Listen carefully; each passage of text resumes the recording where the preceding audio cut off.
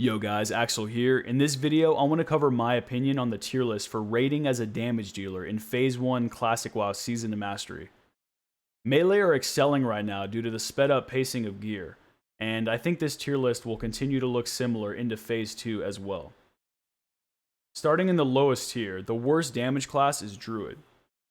Feral and Balanced Druids are both underpowered, and I wouldn't advise anyone to choose these. Feral Druids can use power shifting to deal some okay damage, and Balanced Druids, they're going to suffer from running out of mana due to low intellect from their gear, and they don't have much spell power right now. And the next tier up are Shadow Priests. Shadow Priests don't deal that much damage, and they run out of mana quickly, so it's not the best choice for damage individually, but having one Shadow Priest per raid is a good idea so they can apply Shadow Weaving. And Shadow Weaving causes raid targets to take 15% more shadow damage, and this allows the Warlocks in your raid to deal a lot more damage with their Shadow Bolt and dots. So if you can get your guild to make you the designated Shadow Weaving Shadow Priest, then you'll be in a good spot. Next are Shamans. Shamans are essential for raids to give Wind Fury Totem to the rogues and warriors. So no matter what spec you are as a shaman, you will be helping the melee deal more damage. Shamans can be enhancement or elemental, and both are decent. Having one or two enhancement shamans with the epic crafted weapon Nightfall can really help your raid because Nightfall weapon applies spell vulnerability, which increases all spell damage to raid targets by 15%. And this makes your mages and warlocks do a lot more damage. In the next tier up are mages. Mages are always a good raid DPS choice, but right now they can kind of struggle with running out of mana, and the spell power and crit chance from their gear isn't scaling as well as the melee DPS warrior and rogues are right now.